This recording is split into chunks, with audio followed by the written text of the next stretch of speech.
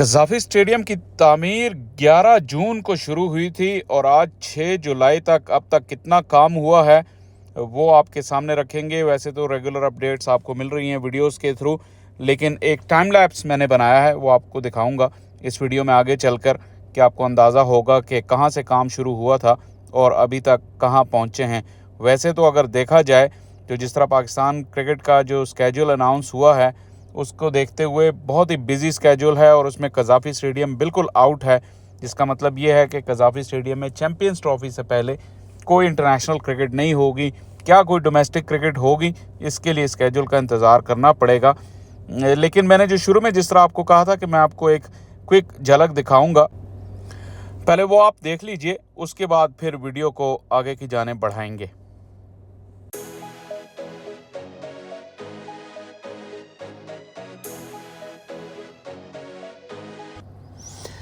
जो latest video है इसमें आप देख सकते हैं कि ना सिर्फ फजल महमूद और इमरान खान इनक्लोजर की सीटें उतार ली गई हैं, बल्कि उनकी जो छत है वो भी मुकम्मल तौर पे रिमूव कर ली गई है। पहले मरहले में ज़ाहिर है वो फाइबर ग्लास की शीट उतारी गई और उसके बाद जितना आयरन था वो सब उतार लिया गया। अब सिर्फ पिलर्स नज़र आ सकते हैं आपको,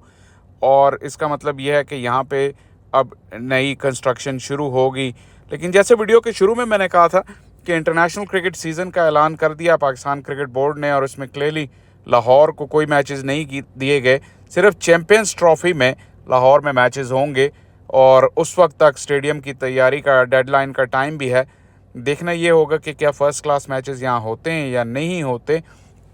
लेकिन कुल 7 टेस्ट मैचेस होने हैं पाकिस्तान में, और ये सातों टेस्ट मैच जो हैं कराची, रावलपिंडी और मुल्तान में होंगे और कज़ाफ़ी स्टेडियम को उसका कोई हिस्सा नहीं मिलेगा। लेकिन अगर चैम्पियंस ट्रॉफ़ी पाकिस्तान में होती है और जिस तरह ख़बरें आ रही हैं कि इंडिया की टीम भी शिरकत करेगी, बल्कि कुछ रिपोर्ट्स ने तो ये भी सजेस्ट किया, इंडियन मीडिया को मैं कोट कर रहा हूँ, कि जिन्होंने कहा कि इंडिया की टीम इंटरेस्टेड है पाकिस्तान आने में, लेकिन वो सिर्फ लाहौर में अपने सारे मैचेस खेलेंगे। तो उस हिसाब से भी लाहौर के जो कज़ाफ़ी स्टेडियम की कंस्ट्रक्शन है बहुत ही इम्पोर्टेंस की हामिल अब हो गई है, क्योंकि अगर यहाँ इंडियन टीम ने खेलना है तो ज़ाहिर है इंडिया से क्राउड भी आएगा। वाघा बॉर्डर आपको पता है कि बिल्कुल करीब ही है, तो वहाँ से क्राउड्स आएंगे, और अगर ऐसा हुआ तो ज़ाहिर है पाकिस्तान की क्रिकेट के लिए ये ओवरऑल बहुत अच्छा होगा। लेकिन 11 जून से शुरू हुए काम को अब तकरीबन जो है वो 1 महीना होने को आया है, 5 दिन रहते हैं, और अभी तक सिर्फ जो है वो डेमोलिशन हुई है और उसकी सफाई हुई है।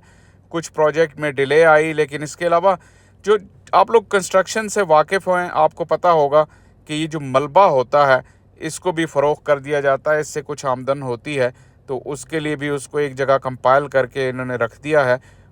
लेकिन अभी तक कंस्ट्रक्शन शुरू नहीं हुई।